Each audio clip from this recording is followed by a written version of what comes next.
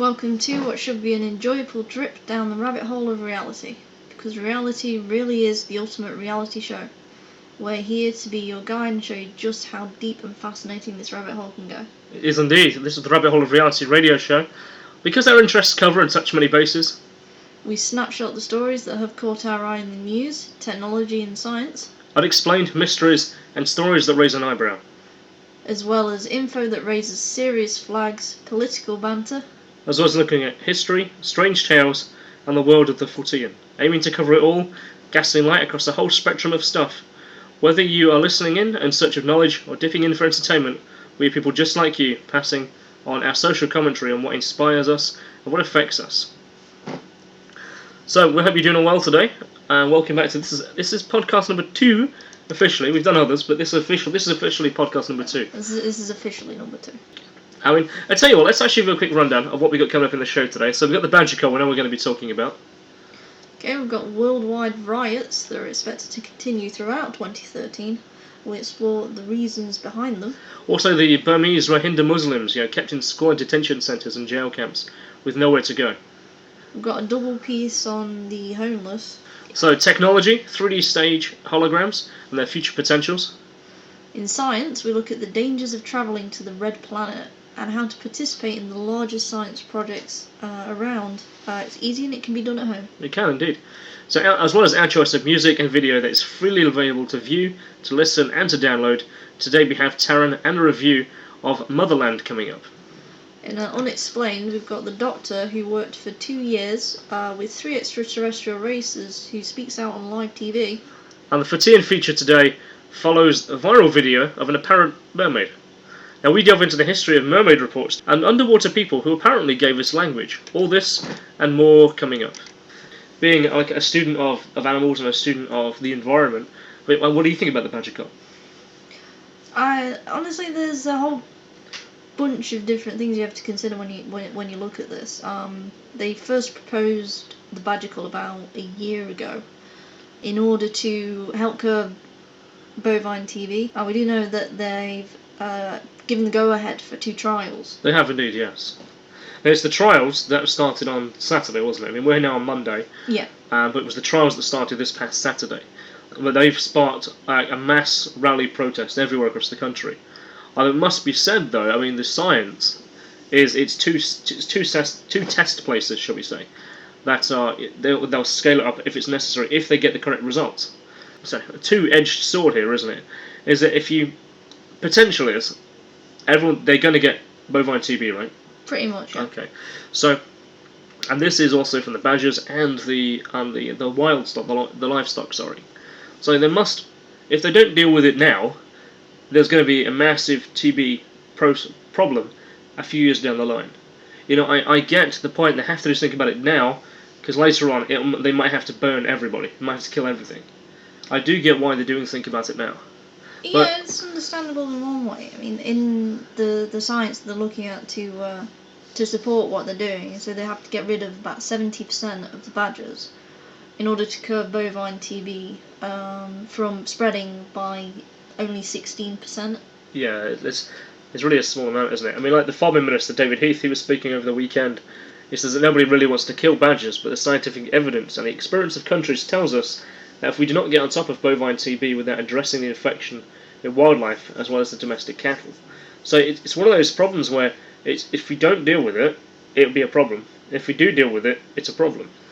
That's true. There was an article I read just after they first proposed this. Unfortunately, I can't remember who wrote it, but it's from a website called Above Top Secret.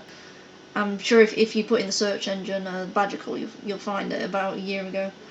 And the great thing about ATS is that they will always put sources. Yeah, they disseminate data. It's really good on there. Yeah. So it was one of the source sites that I went and read for this guy. He says, doing what they're doing, it will help curb the infection rates for the short term. So for a short period of time, the TB will fade out. However, after that short-term period's over, it's actually going to get worse. It's one of the difficult situations. I mean, there's like some 5,000 badgers set to be culled in these 2 southwest regions The policing costs are expected to reach 4 million to cope with the disruption from activists. Now, do you think that 4 million is just for this 5,000, or do you think that's the entire budget for all of the disruption? I think that's probably just the entire budget for policing it. Okay. And probably doesn't have anything to do with, getting giving the license to the farmers or the other. Was it the security forces that you said they were hiring? It's really interesting because you have Philip Mansfield, who's the chief executive of the animal charity Care for the Wild, is it? That's right, and he says the badger cull has no scientific, economic, or animal welfare justification. So what are your thoughts on that? Should it happen or should it not happen? The badger cull. Really, I still think it really comes down to food and money. We know that essentially cattle provide, not only meat and steaks, and they also provide our milk. Yes. So I think realistically, the reason they've chose to kill the badgers is because they don't want to deal with it in the cattle. Yes. Which is another thing about this. As they want to address this. However, there is a vaccine for bovine TB. For cattle, isn't it? Yes, for cattle. But they refuse to give it to the cattle because if they do that, the cattle's going to build up an antibody, and then they're going to have to label it. And when they try and sell it to the European market, the meat isn't going to be as valuable. Is it because essentially the meat would then have to be labelled, it's good meat, but it's had a vaccine, so therefore supermarket chains aren't going to buy it? Is that what you mean? Yeah, that's it. Pretty much. They say they can't label it as clean meat anymore because it's built up an antibody to the disease. Alright, so. And coming back to food, I mean, that really is going to touch on what we're going to be talking about next, is the rioting. You can't help but notice, looking at the news, whichever news you want to look at, riots are happening here, there, and everywhere. The main cause of this, there's a lot of government, anti-government, anti-capitalist talk. But the real is a lot of people are angry. And I don't think they're quite centered on what they're really angry about. No, everybody's angry about everything right now, at least that's the way I think when it comes down to a certain point, it's about hunger. Plain and simple. You need to make sure you have food. We're now seeing cases across certain countries where the food's certainly a limited distribution. People don't have the money to buy the food. And again, we're not in a situation where the food is running out. Food is not scarce. It's the food is so expensive. We had the food price index, which is currently, I checked it yesterday, it's at 213. Now, according to the UN, when it reaches 210, you have mass riots. So when it reaches 213, you have extra mass riots? We have mass riots because the price of food in terms of value has gone up. Now, in 2011, it actually went to 230. We had mass riots back then. In 2008, it went to around 220. The potential is within the next 3 or 4 years, it might top 250. The food price index, which is the UN and the food manufacturers obviously put together. And that's a point index based on the value of food in a particular area of the world, really. So it's I think they work it out. Don't quote me on this. It's the value of a basket spend equivalent over the average of the world, and they work out a point value on that, which is currently is 213, which means what we're having mass riots everywhere. Yeah, we just have to look at the news and you can see all the riots going on. Yeah, well, a lot of the riots, of course, are for very different reasons. Before we actually did a pre-record of this particular news podcast a couple of days ago, but we felt we had to re-record it to add in some new information, which was relevant. But we're in the Turkish riots that are happening the last couple of days, where you had, according to Russia Today, who have a brilliant article up on Turkish police brutality. What effectively it was, it's a peaceful environmental sit-in in Istanbul, but the police's and government's response has been absolutely atrocious. I mean, even Amnesty International are calling against it. They're raising awareness to the UN about how dangerous it is. We're having tear gas canisters fired into mass crowds. We're having the rubber bullets being fired at point blank range at people. People are dying over there now. So what we're seeing is literally anti-austerity clashes. What effectively began as effectively a sit-in of a few hundred people, you now have 100,000 people on the streets. I mean, we saw the images last night coming out over Facebook, over the social media networks. So what the president decided to do was they're just troublemakers. They're just right-wing extremists being spurred on by extremist behaviour around the world. And I'm going on holiday. I'm going to Africa. See you later. On the left, the police services to it. That is a very dangerous point to put across. And that's why you're now seeing pictures and images and videos coming up all over social media about what's happening in Turkey. And I think he's going to find it really, really hard, to deal with the backlash. And that really is what it's about. I mean, the backlash of what was a peaceful protest, it was dealt with very violently by the police. So and now more people have come out to go, oi, what do you think you're doing? Yeah, without a doubt. Perhaps we should go on to the next story there. I mean, it's really important to stay on the riots, but there's so much to talk about.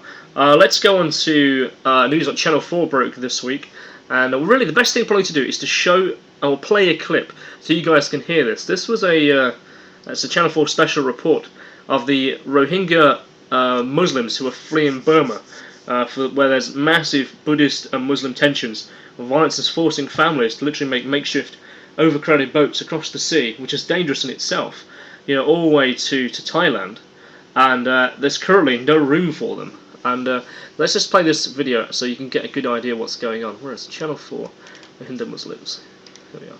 So we'll play this. They're struggling to deal with the influx. Thousands have been put in detention centres, but they ran out of room months ago, and the conditions inside are appalling.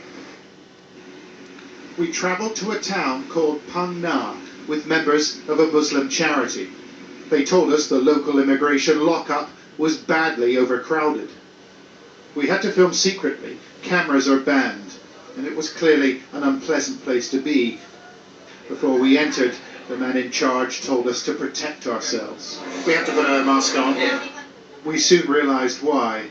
The overpowering stench of sweat and urine and human waste was difficult to bear. On the second floor, we found a landing and 2 small cages. As I approached the first, a wall of faces looked up. The cage was jammed. There was barely enough room to sit. This place typically holds 5 to 15 men, but it now hosts 276 rohingya, and they've been here for more than 5 months. As we peered through the mesh, inmates said, "Help us, we can't move, release us." They looked despondent, and some seemed suicidal. Our translator begged them not to take their own lives. Yes, so that really is a really good example of the kind of terror they're facing over there. They're facing mass problems in their own country of Burma, which of course has been in the news. Obviously the Americans went in there, caused lots of problems over there. So you have Buddhist and Muslim. I mean, you ever heard of a Buddhist going to war? No, I don't. Because you don't hear about that, do you? And I have to say, I was surprised when I heard that it's Buddhist actions against Muslims. In this country, I guess we have kind of Christian-Muslim, tensions, shall we say. A lot of people generally get on and support each other. There are tensions underlying, obviously the EDO process and generally, stuff. you get the impression the Buddhists are the most peaceful out of the lot. They are, yeah, but clearly it's very different in that country. And we can't associate that. It's very difficult for that. So the violence is forcing the people to make the way across the sea. In this particular video, a little bit later on, he talks to a lady who she says that she was on a boat of around 100 people, and they were adrift for 15 days, but the food ran out after 5. I mean, to imagine what that feels like, it's got to be absolutely incredible. I mean, and then they get to their destination and they realise it actually is just as bad.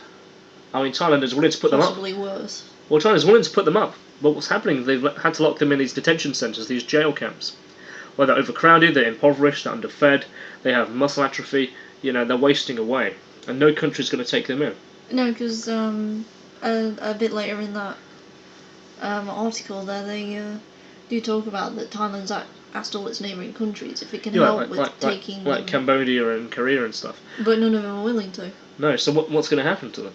I mean, and they're saying that, again, a little bit further in the special report from Channel 4, says that there's almost 10 boats arriving a day. Yeah, to 10 boats of 100 people arriving a day. Well, but there's thousands are coming every day, every week, sorry. Yeah. And there's just no room to put them up. I mean, it's scary what they're going to have to go through. So, yeah, well, what do they do? What are they going to do? That's the question. Are we going to be sending more food over to them? Yeah, I think you're right there. There's no... I mean, keeping on the homeless story, really, it's just something I really wanted to talk about today. is that we had a case last week where London police went in at 4 a.m. into a homeless camp, literally rudely affected by those who were there.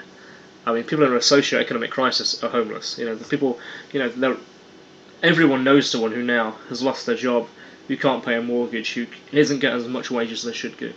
Yeah, it's affecting everybody. I mean, I'm sure there are quite a few people who know people who have gone hungry because they can't afford to feed themselves. It's a long-term, destitute, shall we say. There's a lot more people on the streets. There's more people at soup kitchens, and that's going to bring me to something I want to talk about in a moment. But yeah, like last week, London Police and Met Police went into a homeless encampment, and they stole everyone's possessions and their sleeping bags, threw them in a skip, burned them, and made everyone run for their lives, basically. So they didn't know what was going to happen. They were hosed down with like fire hose, like water cannons. That's disgusting. It really is. So you go and you take away the things from people who don't have anything in the first place. No, you don't. So the police are they're facing a lot of criticism over this. When there's a guy here, this is actually the news report that was on The Guardian, there's also one in The Independent, a lot of the even major news reports have carried this. Adam here, he told the Recorder in London that he was sleeping rough with 8 others in the former Ilford Baths in East London when police officers arrived, took their belongings, sleeping bags, bundled them into police cars. Joaskis says that we were there, they took our sleeping bags, they chucked out everything. I kept asking if I could keep the food, they says no. I grabbed as many things as I could, I put them in a bag and I ran. I can't say I blame it. I mean, the Salvation... Hopefully the rest of them got away. Well, most of them got away. Even the Salvation Army says they're shocked and disgusted that this would happen. Will you take their only form of shelter away from them? Have we tried to find out why they were taken and if we can get them back? Reading that little bit there, do they know what happened to their equipment, their stuff? It might not have been very much. But they've taken it somewhere. Yes. It does sound like they've done something with it. The thing is, though, there's a rather interesting, how do you put it, trend, shall we say, a trend. And that trend is, if you look across, I mean, let's say Nottingham, for example, we live here. Okay. And we walk through the city centre, particularly in the evening. Sometimes during the day, there's quite a few homeless people sitting around. The city centre it's considered to be a special zone, where if you're homeless, you have to leave. You know, if you're begging, you have to leave, or you're forced out, or you're arrested. I understand drinking. You know, if they're drinking in a public place like that, I understand that not happening.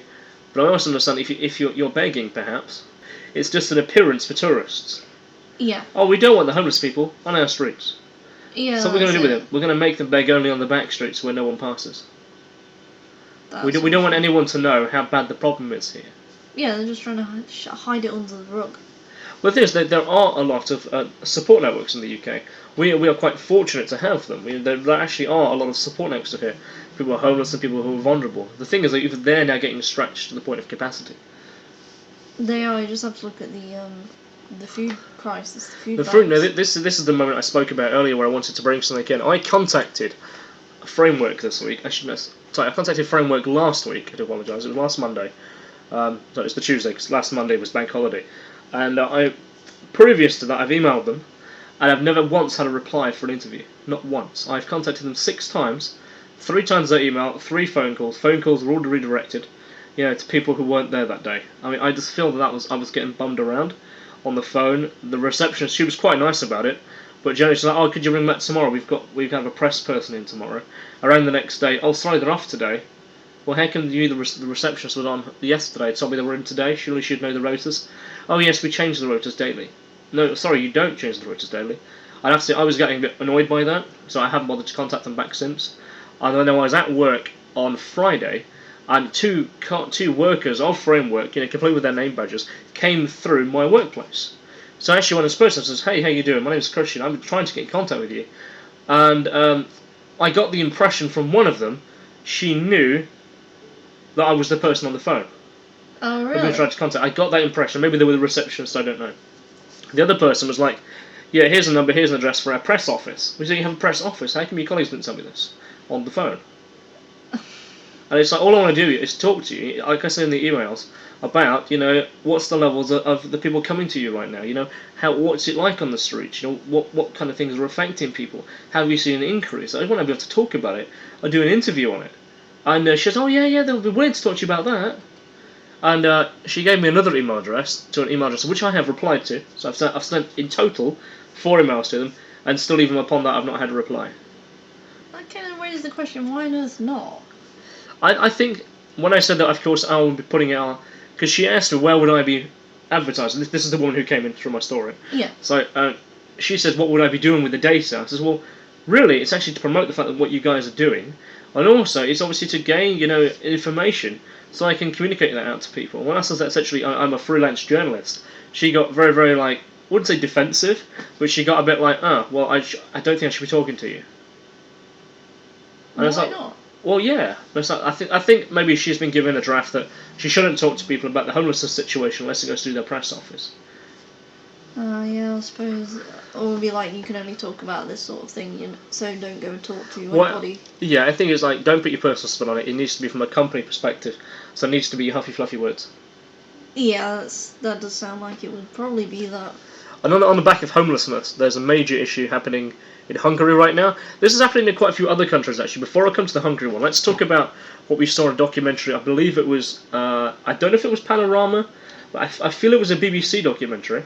We saw it, it was 2 weeks ago, and I believe it was on BBC5.tv, and it was about the homelessness situation in Brazil, and particularly in Rio de Janeiro, where you have a police lockdown on homelessness. There's also private militaries, PMCs, also patrolling the streets, and also you have the citizens themselves also against the homeless. And the story was basically, it was a group of reporters who were spending time with the homeless there, talking about what situations, what dangers they're facing.